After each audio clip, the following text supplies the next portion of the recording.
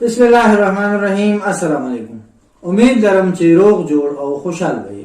زه یم ډاکټر جاوید اقبال خاکسار. نن مخکې موږ د شوګر په مختلف حالتونو باندې خبره وکړه.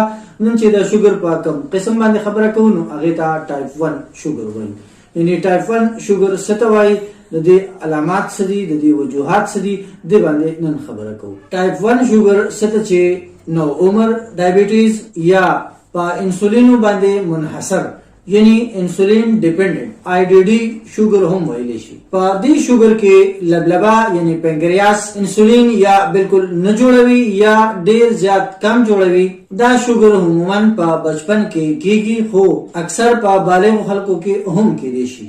ټایپ 1 شوګر عموما د انسان خپل مدافعتي نظام یعنی امیونټي سیستم چې عموما د وایرس او د بیکټیریا خلاف مقابله کوي په لبلبا یعنی پنکریاس کې د انسولین پیدا کولو خلیو ته نقصان رسوي چې د هغه په وجه سره ټایپ 1 شوګر ښکار شي.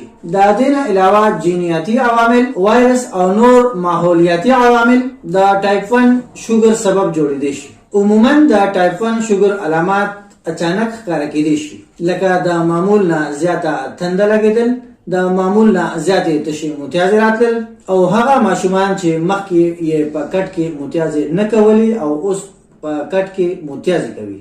ډیره زیاته لوګه لګېدل، بغیر د وجوهاتو نه وزن کمیدل، چړچړاپن کېدل، تکاوت محسوسېدل، کمزوري محسوسېدل او په نظر کې کمی محسوسېدل. دغسې علامات د ټایپ 1 شوګر کېدی شي. نو که ستاسو په بچو کې دغسې قسمه علامات تاسو ته ښکاروي نو خپل ډاکټر ته یې ضرور وښایئ. د خپل صحت او د بچو د صحت خیال ساتئ. جاوید اقبال خاکسار په خپلو دعاګانو کې یاد ساتئ. والسلام.